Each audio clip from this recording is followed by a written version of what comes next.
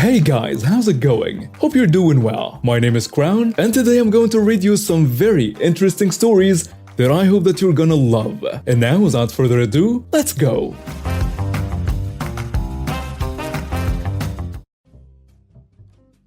Few things to note. This happened a couple years back, so details are a tad fuzzy. All names are changed for privacy reasons. The party. Me, a second-degree Blackbelt, currently going for a computer science major.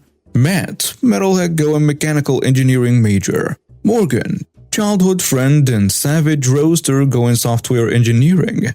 And Liz, Morgan's younger sister, has anxiety issues when strangers get too close or touch her, does not do well with confrontation, and feels like a second little sister to me. Background. So after finishing our spring semester, we decided to celebrate passing our classes, and finally overcoming the nightmare known as Calc 2 by going to Dave and Buster's, a local arcade, and playing games, maybe having a few drinks with friends. So we and about 7 or 8 other friends go out there to celebrate and maybe have a few drinks. We divide up into 3 groups. I am the designated driver for my group, not really one for drinking anyway, so I was cool with it. One quick little side note is that Chapter 1, the entitled kid at the arcade. Now we arrive and decide to go eat lunch before running off to play games. Mac goes off to charge up his arcade card. You swipe a card instead of using tokens here. It also keeps track of your tickets. Makes it easier to manage, that's for sure. Liz needed to go to the restroom, so I went with her to show her where it was, and then felt my breakfast start to not agree with me. On my way back, I noticed something. A wild, entitled kid about 10 or 11 appears near our table. The kid uses steal, but it failed. Morgan noticed the entitled kid. Morgan uses roar. What do you think you're doing, you little thief? And the wild kid runs away. I head on back and sit down, and we go and enjoy our meal, and no sign of the entitled kid anywhere around. We chat, laugh, and we joke around about the courses we took last semester, mentioning some rather interesting anecdotes, like this one guy in our English literature course whose presentation ended with a proposal to his then girlfriend. We're having a good time, then finish up and go straight to the games. I'm off playing this one game that is like if Punch-Out was wearing Dark Souls as a costume. After winning a fight, turning to Matt, who's just watching me and praising the sun, while we're both going, "Do you even praise the sun, bro?" Meanwhile, Liz is playing one of Galaga about a few cabinets away when the entitled kid reappears. Morgan is watching her sis play when suddenly the entitled mother appears, and with that oh so familiar tone shrieks, "How dare you yell at my son? You could have traumatized my little angel." Morgan now a bit annoyed. "You mean that little thief who tried taking our D&B cards? How dare you accuse my little angel?" Meanwhile, the entitled kid uses pickpocket on Liz, but Liz feels him trying. Liz shrieks, "Get your hands off of me and stop trying to pick my pocket." Hearing this, I rush over ready to snap at the entitled kid. Angry big bro mode engaged. Morgan rushes to her sister's side and glares daggers at the entitled kid who has Liz's driver's license in his hand. "Again, you little thief? Give that back to her right now. It doesn't belong to you." The kid freaks out and runs behind his mother, who then goes up and slaps Liz in the face and says, "How dare you shriek at my angel?" She gets cut off with me and Morgan now yelling at her. "No, how dare you?" Morgan and I share a glance as a subtle nod towards her. "How dare you yell at your elders? You should know to respect your elders. I demand an apology, not just to me, but my little angel who you traumatized, you female dog." Morgan, in a refined, almost unnervingly calm tone to the entitled kid, "I'm so sorry your mother can't afford to get you a card to play games on here. I know she must probably struggle to pay her bills by taking care of 20 men each night, but thievery is not the answer. all that will lead to jail time, or God forbid, stealing from someone who will beat the dookie out of you. Then she says to the entitled mother, I know it must be tough paying your bills with that limited income, but the entitled mother, now redder than a tomato, how dare you call me a harlot? You disrespectful monkey, and as for you, points at Liz, me stepping in between her and Liz while speaking in a Scottish accent. No, you listen here, lassie. Your little heathen over there has harassed these ladies twice now. And don't you think a place like this would have some bloody cameras? Points at one. Heck, there is one right freaking there. Now I'll ask you real nicely to kindly bugger off and leave him alone. Matt soon followed suit and said, Ma'am, your son has been going around trying to steal from people here, and you want an apology for him getting caught? You're out of your picking mind. The entitled mother just starts screeching at both of us, but soon after is thrown out along with her little brat by security. Apparently we weren't the only ones, just the only ones who yelled at the entitled kid when we caught him in the act. So soon after we hit it off with me driving while the others weren't too drunk, still somewhat sober as far as talking and walking goes. They'll probably be over the limit if a breathalyzer test was done. So on our way home, Meg gets a text from his girlfriend asking him to pick up some stuff. So he asks me if we could swing by Target on our way back. Morgan and Liz agree as they needed to get some milk as theirs expired yesterday. Chapter 2. Red Shirt Matt versus the Idiot Manager. Upon arrival, we split off to go grab what we need/want. I head off to go get some cereal and maybe a thing of beef jerky. I love that stuff. When out of the corner of my eye I see Matt checking his phone to see what he needed to grab when I realize, wait, that's his Lucky Rip polo shirt. He wore that when he won top prize at a raffle event, getting a 3Ds if I remember correctly. Right as he's putting his phone away, I hear the idiot manager screech, slacking on the job, are we? That's it. You should know that today's an important day for us. Matt says, Lady, I don't know what drugs you're on, but I don't work here. But he gets cut off. That's no way to address your store manager. Now follow me. We're going to fire your rude butt. Matt, thinking this will be easy and make for a great I told you so moment, decided to play along a walk with her.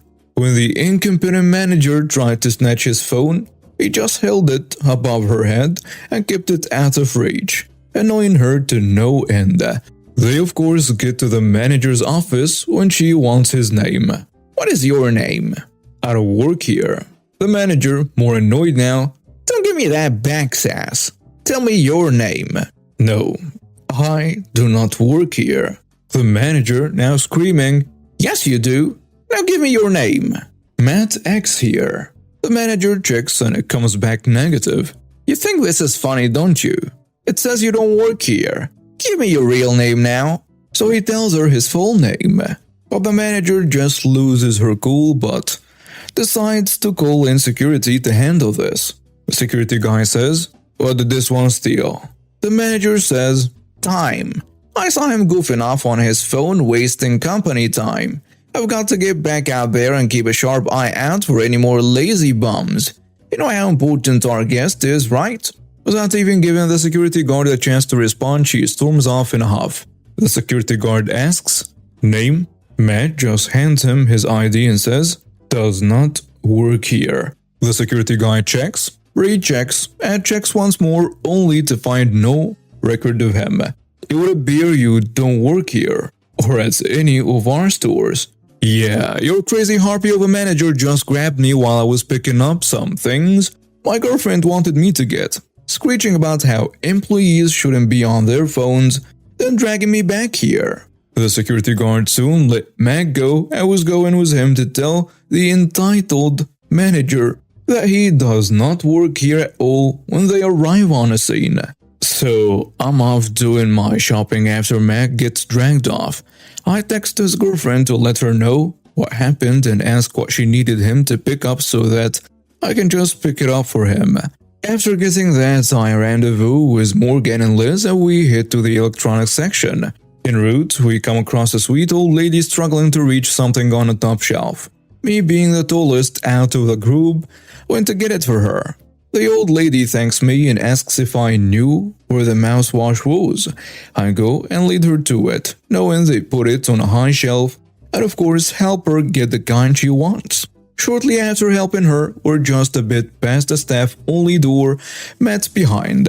When out of the blue we hear, Hey, you! Yeah, I'm talking to you." We ignore it and try to move on. And that's when I feel someone suddenly jerk me around. And that's when I come face to face with the idiot manager's sister. Let's call her Karen, your typical middle-aged Karen. She says, "You know how rude it is to ignore VIP customers, freaking teens these days." Me, ignoring my immediate instincts to chokeslam this pinch. I say, "I don't work," but immediately I get cut off by Karen. "Don't give me that cow manure. I just saw you help that old lady. You know what? What's your name? I'll have my sister, the manager." Yes, she said it like that. "Fire your rude butt." I tell her my name is "I don't work here." "Now piss off, lady." "That's no way to talk to me. I'm the manager's sister. I will have your job for this. I'll make sure you can never get a job here again." I glance off to the side to see Liz hiding behind Morgan, discreetly recording with Morgan's camera, while Morgan, acting as cover, pretends to be looking for something. Liz winks and gives subtle thumbs up. Karen now pulling on my collar. "Hey, don't look away from me. I'm talking to you." Me breaking free and now speaking in a thick southern accent. "You listen and you listen good here. I don't work here. Understand?" Yeah, I spoke that slowly to her. "Yes, you do."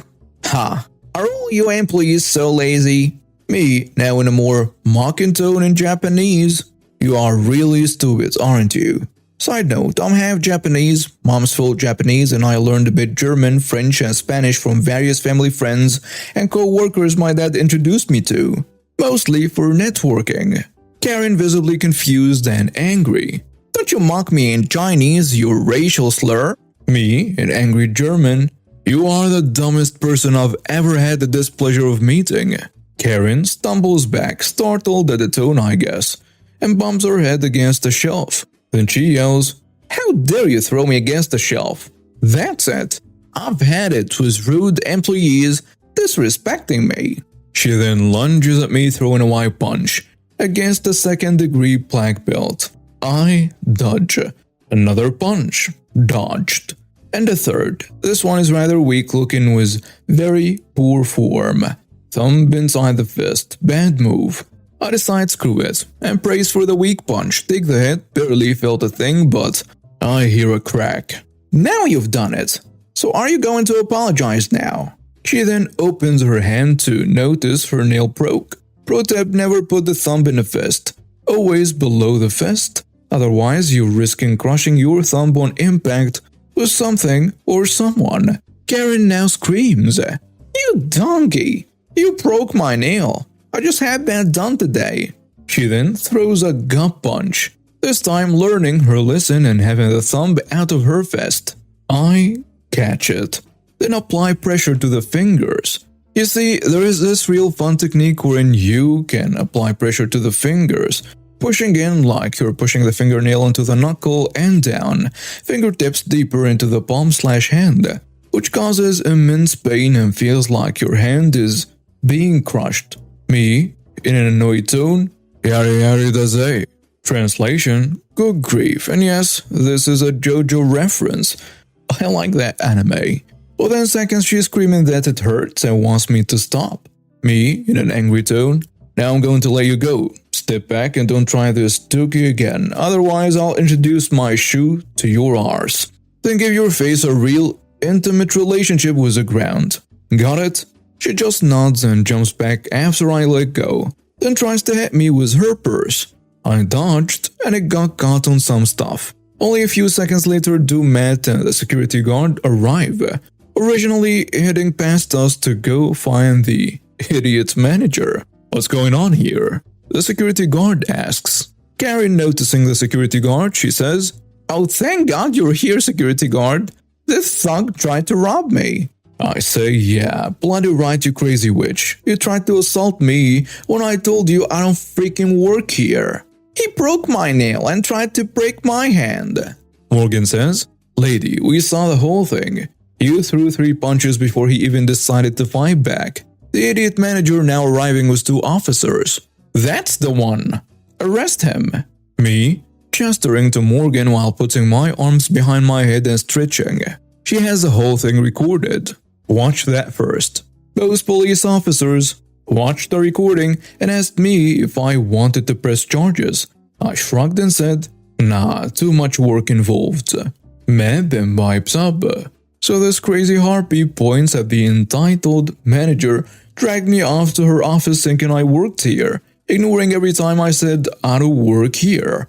Had the security guard look me up across all Target stores, and all because her stupid sister was here and she wanted to impress her. What the actual frick? The idiot manager says, "Shut up, you lazy slop. And you," points at the first police officer.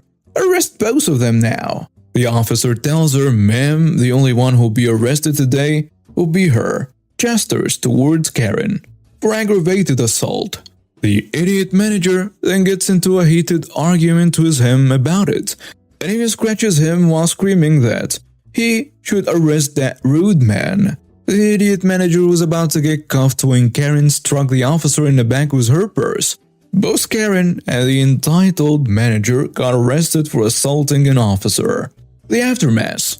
We all decided screw window shopping, paid for our stuff, getting a 25% discount at the security guard's request to the cashier, then we left. Karen and the entitled manager were driven off in a cop car.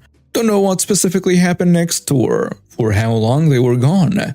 A few weeks later, when I went back to that Target and asked the cashier about the entitled manager, the cashier says, "Oh, her?